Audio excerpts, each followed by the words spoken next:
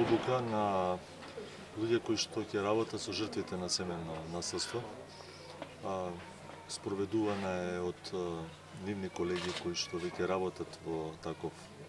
шелтер, се вика, или заштитна куќа во Скопје, и ова е една иницијатива да ова искуство се прошири во другите места на Македонија како потреба за заштита на луѓе кои што се жртви не само од физичко, туку и од психичко насилство во семејството. Акцент се дава на обука на лицата кои што ќе работат со жртвите на семејно насилство, во смисла да изучат техники како да препознаат семејно насилство, како да прифатат особа жртва на семејно насилство, да реагираат во кризни моменти,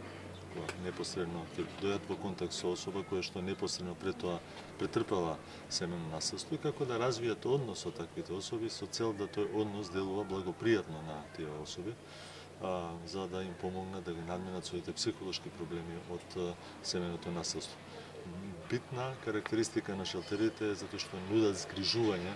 на луѓе кои што се истравматизирани од семејно насилство, им нудат безбеден живот, им нудат социјална, психолошка, правна заштита, за кои што, впрочем, и сега особите овдека присутни се обучуваат. Шелтерите се места каде што ги згрижуваат луѓето кои што се жртви на семејно насилство, даваат стручна помош, меѓутоа одлуката на самите жртви кога ќе се вратат во секојдневниот живот, се разбира, тука добиваат и социјална и психолошки стручна помош, каде што им се помага за време на престојот во шелтерот да се охрабрат, да разрешат некои психолошки, правни можеби проблеми, меѓутоа моќта на шелтерот е во тие рамки. Темпото на живење и стилот на живење кој што не е веќе толку безбеден како што беше во минатиот систем, е можеби една причина за поголема отуѓеност на луѓето, поголема тензичност и набој кој што многу често се истура во семејството. Алкохолизмот и користење на психоактивни супстанции се исто така многу чест извор на семејно насилство. Некаде, според податоците на центрите за социјални служби, во 60% од семејно насилство се провлекува алкохолизмот. Проблемот со бракот, кој што е исто така во една деликатна фаза,